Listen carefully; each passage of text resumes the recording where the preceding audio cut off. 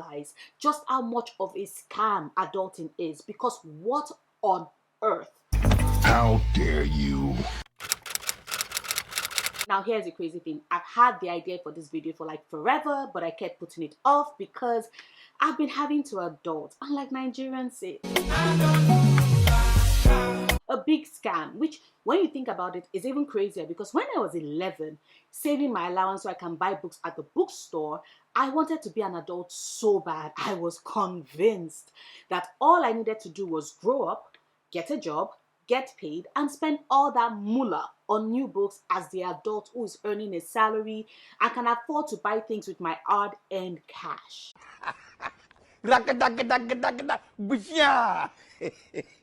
Clearly, younger Noria was delusional, because my reality has changed drastically since I became an adult with a job in a way that only other bookworms with jobs can understand.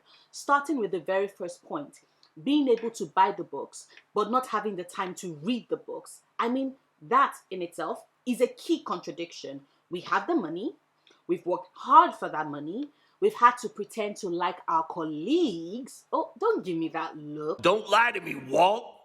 You sussy baka. We both know some of those laughs and kiki sessions have all just been a performance, so you can get your job done and just leave. So yes, we've had to pretend to like our colleagues. Also, we can finally have that alert ping on our phone notifying us that we've been paid, so we can go get all the books our book-loving hearts want. And you get the book, and it's all shiny and beautiful and gorgeous and calling you to read it. But then you have meetings upon meetings, emergencies popping up on weekends, pitches that exist to drive you crazy, deliverables that your boss expects on their decks first thing in the morning, and next thing you know, your book has sat right there on your shelves collecting dust, and you're left wondering how on earth this is in any way fair, because the book is right there, bought by your hard-earned cash, and there's just no time to read it. What a shame, baby, what a shame, what a shame. Then there's the fact that you get paid the money and you're rushing to place your order for the sequel to N.K. Jemisin's The City We Became, and boom, your light bill comes in, then your gas bill, then your rent, and then in my case, mom's rent as well. Then there's a fault with your card and it's fixing. Oh, and you need to renew your license and passport. And you realize just how much of a scam adulting is, because what on earth? How dare you? Do we work for our bills? Is that it? Is that what I went to uni to get a degree, to get a job for? To work to pay my bills? No, I work to get books. And now I have to give up books, because where will all my books stay if I'm homeless? How can I read my books when I get home from work at night if the electricity is out? How can I drive to go get new books without renewing my license? And that is when it hits you and you have to let the world we make stay on board for a couple more weeks, because bills, and look, more bills. Can you pay my bills? Can you pay my telephone bills? And if you're not dealing with the crisis of, but I thought me getting a job was to buy more books, where on earth did these bills come from? You're coming to terms with the fact that your social life is slowly slipping away. You used to be able to party every other day during the week, had a standing brunch with friends every Sunday to catch up on life and things. Well, say goodbye to most, if not all of that, because now you have a job that drains you and takes up practically all your time. And the little time you have left over after that, you spend buried between the pages of a book, because reading soothes your soul, but you do not have enough time to read and work at the same time, which means your friends become 100% fictional. Or if you're very lucky, they become other bookworms who understand when you tell them you have to cancel because there's a new book out and you need to read it immediately. I'm only one person. Those type of friends, the absolute best. Especially because of the one thing that is the bane of the existence of every bookworm with a job. Spoilers. Now, I know, you're like, girl, what are you talking about? But allow me to explain. Picture this. You pre-ordered a book. It drops in the mail, looking all shiny and gorgeous, and you're like, wow, I want to marry this book. I need to marry this book. And then you start to read said book, but work is there, and you have to put it down. The next thing you know, it's been a week, and you're only halfway done. Then you make the big mistake, Big, huge, of going on social media, only to be hit with all the spoilers, because everyone else has read it already. Everyone except you, who was crawling through the book at a slow pace, because capitalism hates us and won't give us the chance to just read our books in peace. It hurts. It really hurts. Once again, which is why shout out to all the bookworm friends who are like, you know what, girl, sure, we can cancel. I know you need to read that book before the spoilers come out, because you're the real MVP. but you know what else hurts us as bookworms with full-time jobs? Chores. Seriously, adulting sucks. And a large reason for that is chores. Now, before you go thinking, Noria, come on, we did chores as kids and still got some reading done. What are you talking about? Allow me to explain. When you were a kid, sure you did chores, but you didn't do them alone. If, like me, you were an only child, your parents even pitched in and did some chores too. They did the oil changes, they cooked the more complex meals, they reached cupboards your tiny baby fingers couldn't get to. But now that you're an adult, you have to do both the chores you did as a child and the chores your parents did as the adults in the house. And that takes time.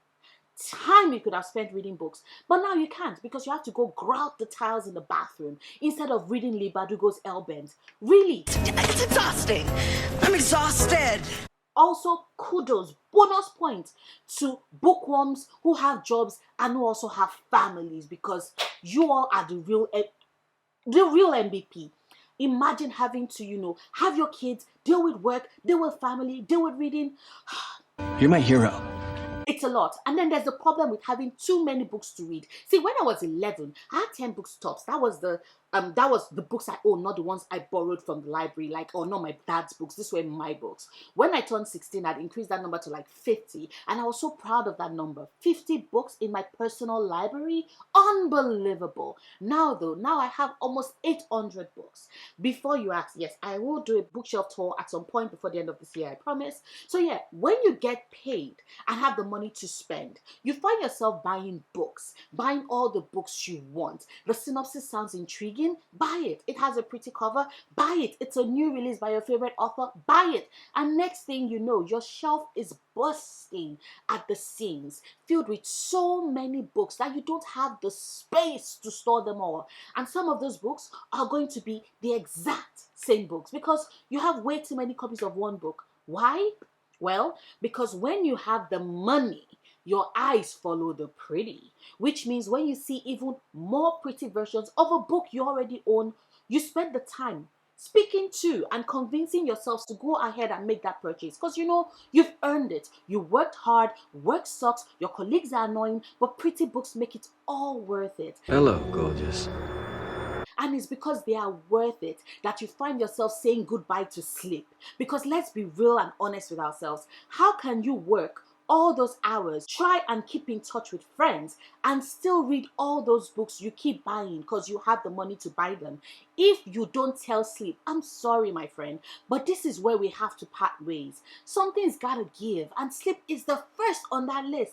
It's what will have you showing up at the office with dark circles, which, and here is a tip you should guard jealously, you can use as the excuse to take the rest of the day off because you don't feel too good, and with your bloodshot eyes, nobody's going to doubt you, which will then give you more time to get even more reading done, and maybe a little bit of sleep tossed into the mix. Because sometimes you need that break as a gift to yourself for working hard. What can I say except you're welcome? And speaking of working hard, you find yourself doing just that at your job, working to the bone. And next thing you know, things start to fall by the wayside. And then you lift your head and realize that you've lost track of all the new and upcoming releases and debut authors and favorite authors with new books, because keeping track of everything is a job in itself.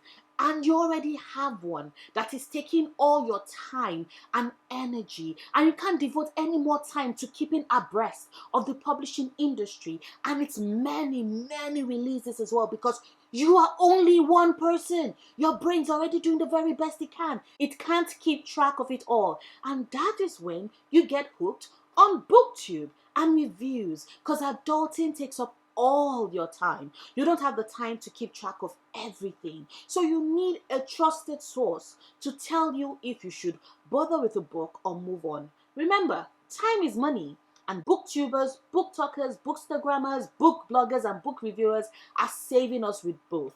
I am, of course, one of such booktubers. So click on that subscribe button if you aren't subscribed already and turn on notifications so you don't miss anything. Oh yeah, and like this video too, so more bookworms with jobs can find this video as well. Let me know in the comments which of the points I've mentioned you relate to the most. I took quite the break for both my mental health and because work has been putting me through it. But I'm back to posting. Partly, I'm once again changing my schedule. Now I'm only going to be putting up 2 videos a month. So once again, hit the subscribe button, turn on notifications so you don't miss any of my videos. I will see you in a bit, hopefully in 2 weeks. Bye.